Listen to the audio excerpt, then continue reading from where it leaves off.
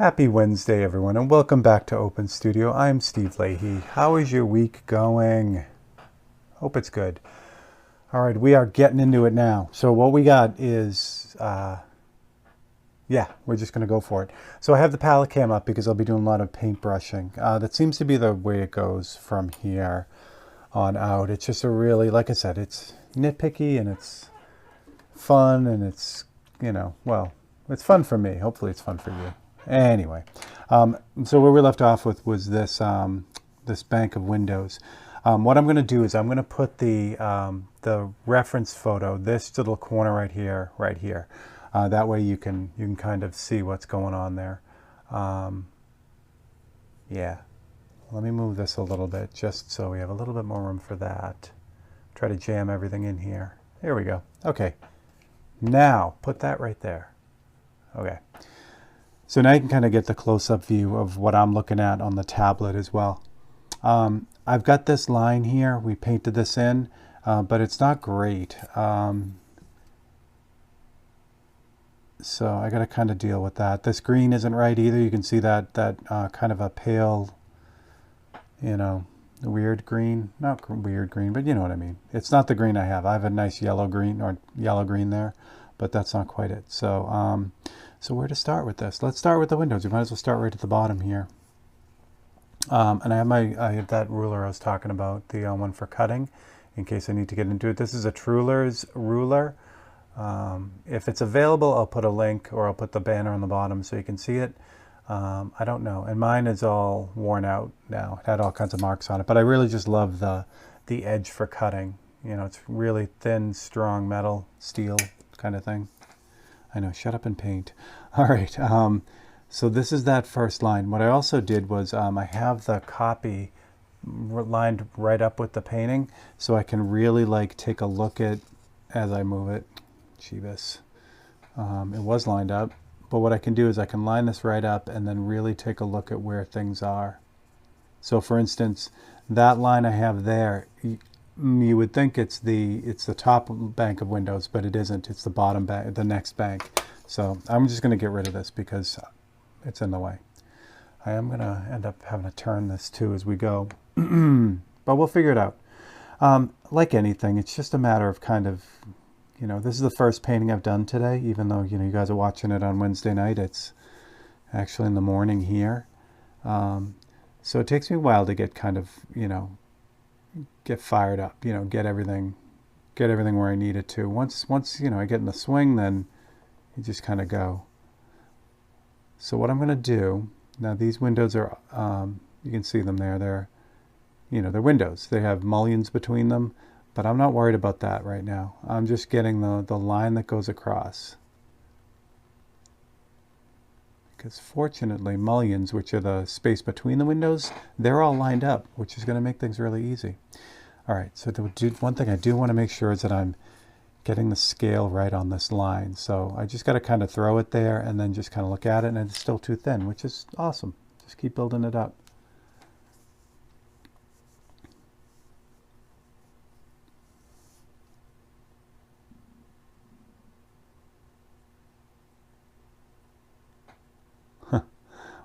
No, I'm not going to do that. I was going to say what I really should do. Editing Steve should find out what all these buildings are while I'm painting them and then put them on the screen. But I'm not going to do that because, well, the idea is that I could, because I'm painting the actual building. That's a lot of time. And while the joke would be good, I got other things I got to do. All right, how's that for thickness? Don't forget, that's the second window there, not the top window. Because the top window has that overhang on it. They're probably the same size windows, but they're just, the overhang is blocking it. That's good, that's good. So now the top bank of windows, which is a thinner line.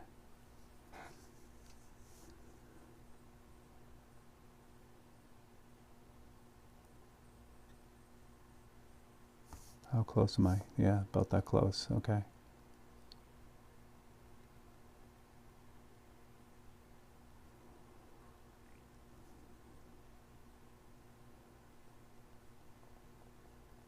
A lot of holding of the breath. Yeah, that went too big, but that's okay.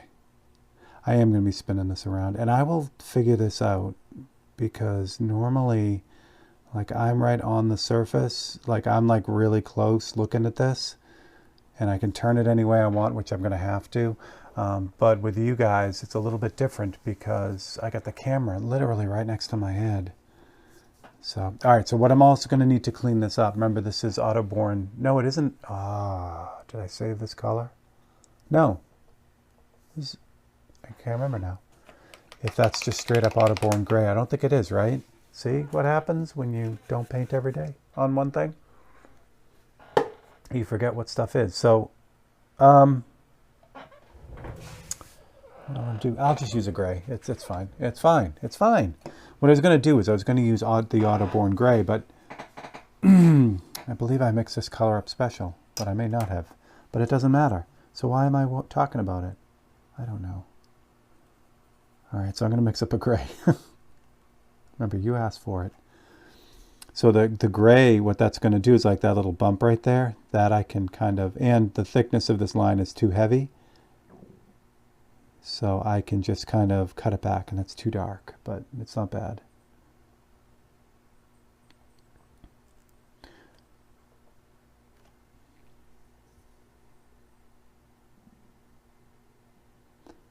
All right. Now this, so you can see the, yeah, it's just on mine, you can start to see the next bank of windows, where on the photograph it gets cut off, the photocopy and the photograph. So I'm going to put that next bank of windows in there because I know it's there. You know, it's pretty straight ahead. So this time, I'm not going to play games. Meaning, all right, so here's what I'm talking about, playing games. So here's your little demo for today. So your hand likes to go in a certain direction. And I know you guys are really close, so it's hard to see my hand in the picture too. My hand likes to go basically with my wrist, you know what I mean, like this. So it's really easy for me to do clean lines at an angle like this. It is not so easy for me to do a horizontal line like this smooth, because what I'm doing is I'm dragging my hand across. It's not that small muscle of my wrist doing the motion. It's my whole arm moving. And that's why this line is, you know, not as straight. It's not as smooth as these guys. I can do these all day long. Doing it this way is the same thing. It uses a whole different group of muscles. I'm contracting my fingers to get these, and they just don't come out as smooth. So what's the solution? The solution is to move the canvas so that all the lines are always at this angle, right? So that's, you know, kind of where we're at. And that's what I was talking about. So we're going to try to do this so everything stays on screen too. But now like this, I can just, you know, kind of slide my wrist along, and I move my fingers in a minor way, but I can just nail that line. You know what I mean? So which is all fine and everything, you know. But what happens is, in trying to keep this in the camera view and also keep my head out of the way and all that, I got to kind of figure out the wrestling match for that. But I will, and we have some time with this, so. Not gonna be bad. All right, I want to make sure these are exactly where I want them before I go on to the next step. So they need to be nice and clean, nice and straight. I don't have to worry about the ends yet, and I'll show you why when we get there. And I think I'm going to just paint down on this edge here a little bit like that. Just to kind of get it down over the edge. There we go. Good. Okay. Does that look good?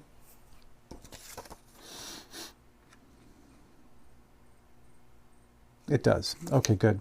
All right, so you still have the reference photo there. So where am I going with this? How close is that? Pretty dang close. All right, so we'll get this started too. Since I have the black in the brush, and I might as well. Again, this is a balance as far as what I'm looking at. It's a balance of, you know, this close-up that you guys have, and then also looking at the photocopy, which is just off the page. It's right here. So that way I can look at what's really going on there, and relate that to my painting. But if I need to know what these windows really look like, then I can go to the big photo. And sometimes it's, you know, it helps to see what it really is, even though I can't see it, because that will allow me to put in details here that I can't get in the photocopy. The photocopy obviously has, you know, lower resolution, even though it's as high a DPI as I can print, but it's still got lower resolution. So the painting is going to have the highest resolution, which is a blast. Is that a piece of dust, or is that, nope, that's a chip. Okay. Okay, now the mullions, I think. Yeah. All right, so now we're going to put those actual windows in. So if you haven't already figured it out, the way I do that is with gray. I'll just do gray lines rolling down. And since I went through the trouble of mixing that gray already, I got it right here. So same thing with the ends here. That's why I wasn't worried about them, because I know with one swipe of the gray, I can clean that edge up, you know, the edge of the windows. This is a little bit too thin, which is nice because it's going to be smooth, but it's also not going to be nice because it's not going to cover very well. All right, so now the fun part. How many of these mullions are there? 1, 2, 3, 4, 5, 6, 7. 7 between the ends, right? 1, 2, 3, 4, 5, 6, 7. This is where you're like, Steve has just lost his mind. So what I do is, this is really thin. 1, 2, 3, 4, 5, 6. Kind of cheated on the 7th because we're going to take off the side of the building a little bit so the windows are even, but there you go, there's all 7. Again, it's insanity. It's why would you even care, you know? And again, it boils down to, again, it's the accuracy that's going to blow people away. Like, 90% of the people who look at this painting are never going to know they're exactly the right number of windows in this building. But that one guy who has an office in the 4th window over is going to be like, that's my office. And then I win. That guy may never see this painting, but if he does, I'm a win. So that's, you know, that's really it. That's really it. All right, so cool, right? So I didn't have to paint in little squares. Painting in little squares would have been a nightmare, getting all those corners clean and all that fun stuff. But that's all, you know, in a quick way, that's pretty much ready to rock. I do have to reduce that top bank of windows a little bit, but that's minor. We are going to get into spraying a lot of this with UVLS too, because I'm going to, again, as I move on to like areas up in here, my hand will be on this, and I don't want to be like gouging that up, which I will. You know, the paint is super thin there. Now there is this, like, this mullion right here got a little bit wide. Like, I just screwed it up even more. So I can fix them. You know, like if there's a window that didn't quite come out right, that's okay. You can mess with that. Like this little window down here kind of got crunched. So let me take a lot of this paint. I don't need a lot of this. But I can go in and fix a window too.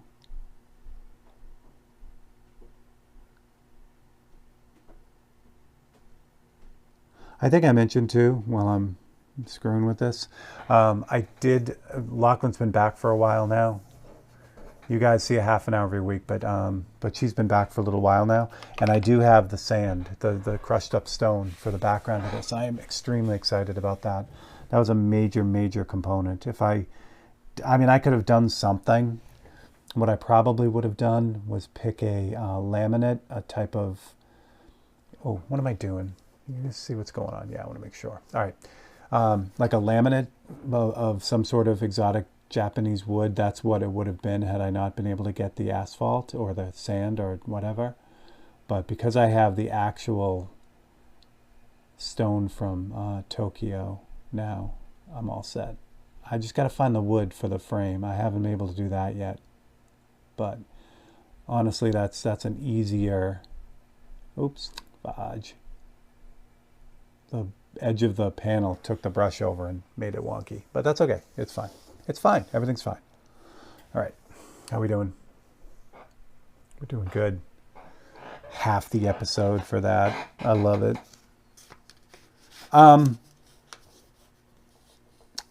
Yeah.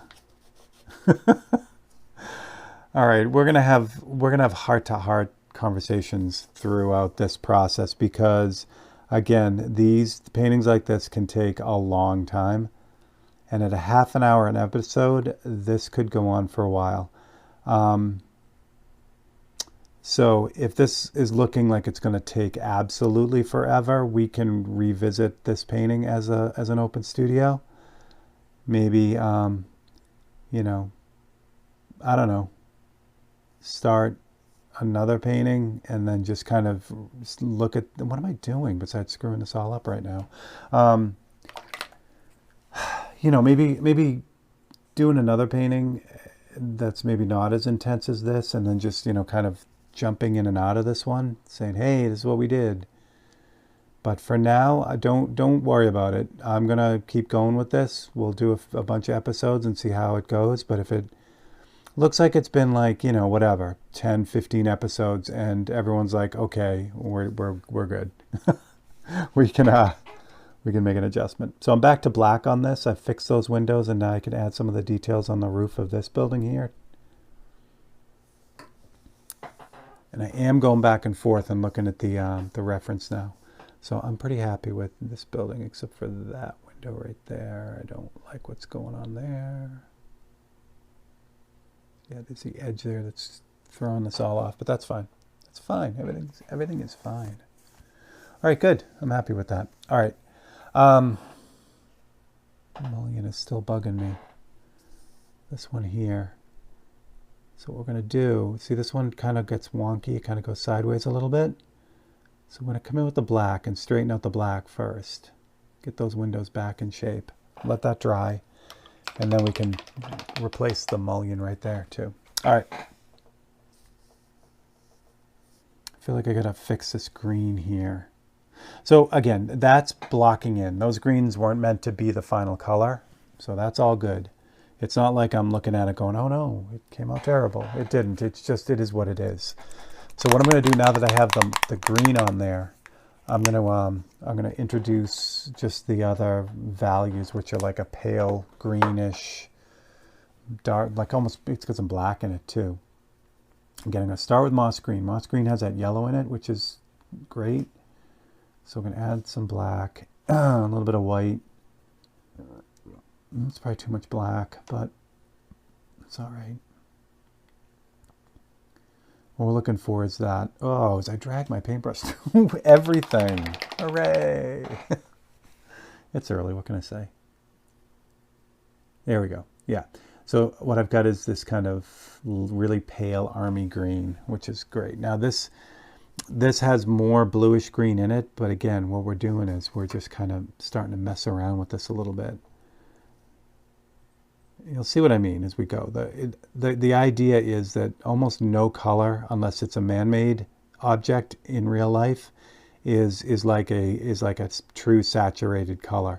There are true saturated colors, like, you know, all you need to do is look at a beautiful like blue sky. There's a lot of saturation in a blue sky, or the ocean on a sunny day, or so there is. I mean, there is that saturation, but for the most part, especially on a day like today in this photo where it's, you know, cloudy and foggy, there's not a lot of saturation of color there. So you won't find these brilliant shocks of color like the pool unless it's man-made. So by building up these colors in a more complex way, we make them look more realistic. I know I could have just said that right from the start, but, you know. What color is that over there? That's this is definitely not the right color up here either. So we'll work on these colors. And that's a deep green down there too. This is also dark green too, so we can paint the whole thing in.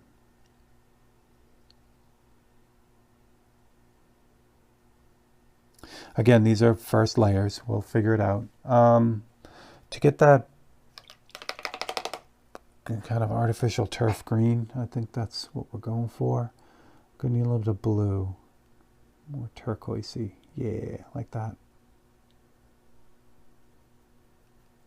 That's too much white, but oh well.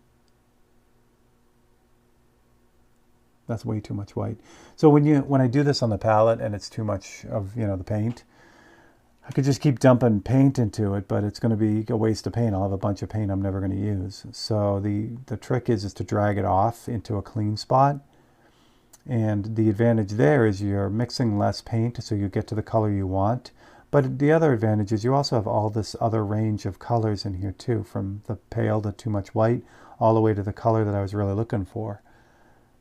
And that's fun. So if you need to grab, you know, something that's close to that, you have it all right here.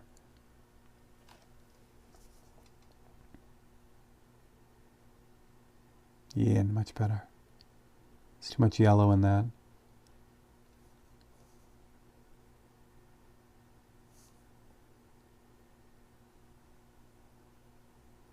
See how that looks. And this is really transparent. So those first, like the darker edges that I have on there, you can still see them through there. You know, that's what I mean. Now this is much more complex than it was, which is wonderful. Oh, I'm missing that one up there. Bummer. Yeah. What the heck? Oh, and I'm missing that one too. This whole one down here. We're just gonna, there's a little tower there or whatever. Stairwell. All right, we got to try to catch that up because that doesn't have the first layers on it, so it's fine. It's fine, it's fine, everything's fine.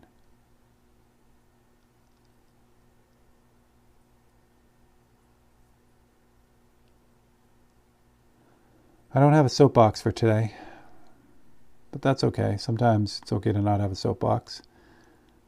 But if you give me long enough, how much time we have left? 8 minutes. Can I come up with a soapbox in 8 minutes?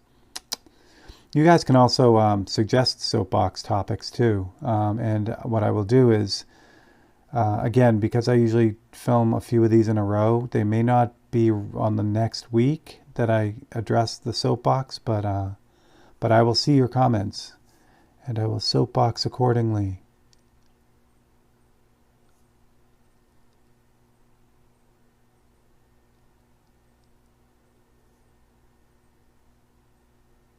So you can also see that, you know, by keeping the paint a little bit wet and letting it flow out, I can get a really smooth kind of application with it, you know, and that's really nice. So normally to get a really smooth application, if I wanted the smoothest application, I would cut out the templates and airbrush it, because then I'd get a really smooth application of paint.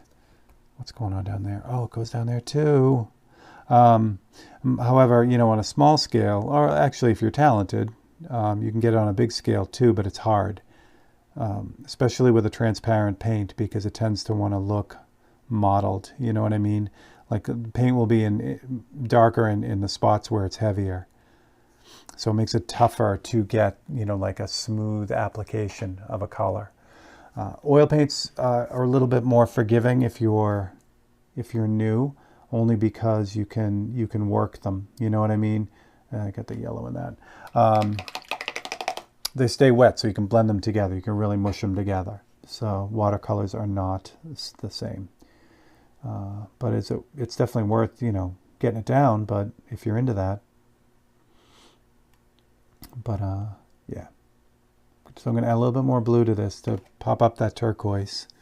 It's definitely getting there. And this is pretty thin again now too. So really what I'm doing is I'm just kind of, that's too much. I'm really just kind of glazing over what I just did.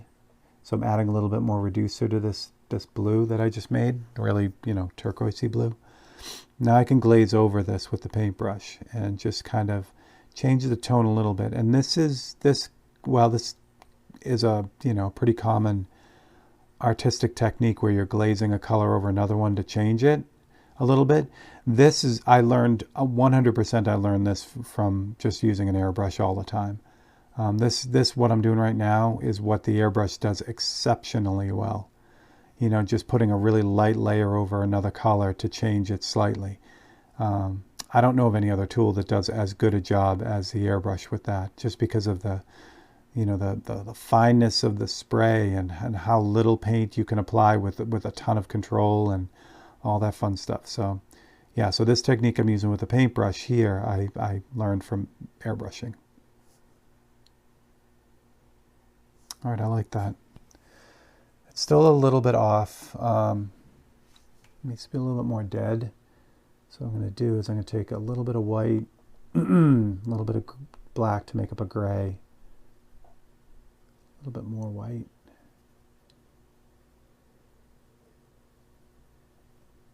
And then I'm going to wash this out. I'm going to do the same thing, but with this gray. I want to make sure this is a lot of, it's thin.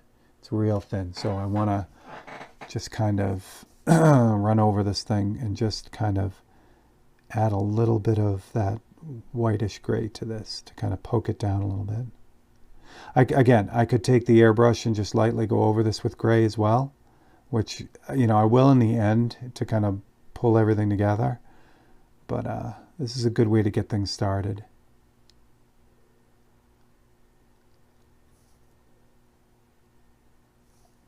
All right. I'm happy with the color of the pool, the blue. That's going to be good. So we'll work on that for a little bit. But yeah, we have the first building underway. I know, shocker, right? So this white line is way too thick. So now the blue is daylight blue, which is up here. What else did I use? White, just daylight blue and white, I think.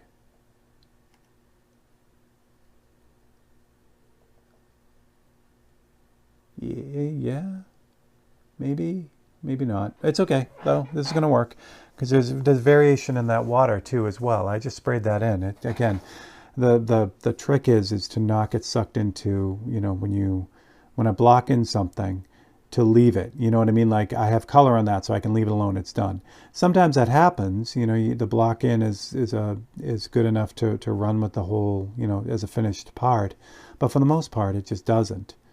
So I'm going to add a few of these lighter lines in here. Straighten out that edge if I have to. And I just reduce the size of that white line there too, which is good. The other thing I can do to reduce that white line, which I need to, is to work on the other side of that, the fascia of that building. Let's get rid of the blue. Jump back to that gray color that I had. And I can clean up the other side of this white line and also restore the width of that fascia at the top there, because it was a little bit wider than I had it. There we go. So what I just did there with the white line is super common for the way that I paint on this scale. If I had to paint that white line, say I did everything else and then I wanted to put that white line in, to get that thin and straight and even is a chore. It can be difficult. By painting that white line, by painting both sides of it, essentially I had the white line, which is kind of heavy and thick, and then I went on one side with the blue and then on the other side with the gray to kind of thin it down. That works really much easier, and it gives me a much better kind of look. So that you'll see I'll do that a lot throughout this painting. The same thing happened with the windows, which now this is dry, so I can put the mullions back in. It happened with the windows as well. You know, I mean, to paint in little squares is like super hard, right? But to paint in the bigger, you know, straighter lines around them to make the windows made that job very easy. So there you go. Yeah, happy with that. There's also a little gray set of stairs here, but I'm not going to put, well, I guess I could put them in because there's shadow on them too.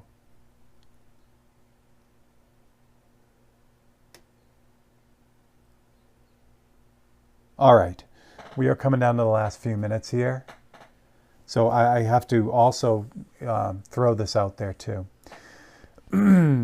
Well, this will take a while, this painting. This is going to be pretty intense, as you can probably pick up as we get into this. Things move deceivingly fast for me, because what will happen is I will so concentrate on one small area, and then this little, like, I don't know, 3/4 inch by 3/4 inch area will be done.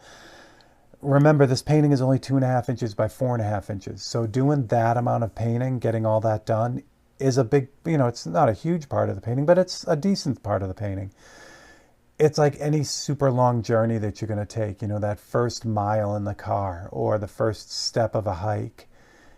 It can be daunting looking at the rest of the hike, but again, or the drive. But the goal with any, cool trip is you're not worried about that. You're excited about all the things you're going to see on your trip, And that's the same thing with these paintings. So I hope you're into it. I love doing these paintings. I really enjoy them. I even more love sharing them with you. So so hopefully you'll want to stick around. If you are new, welcome. Yes, this is as insane as it gets. But welcome, and please hit that subscribe button. And if you'd like to support what we do here, you can like the video, share it. You can also become a member here, which will give you a bunch of perks and fun stuff. We have a good time here. So thank you to all my Patreons and members. And I will catch you guys on the next one. So be good. I'll catch you later.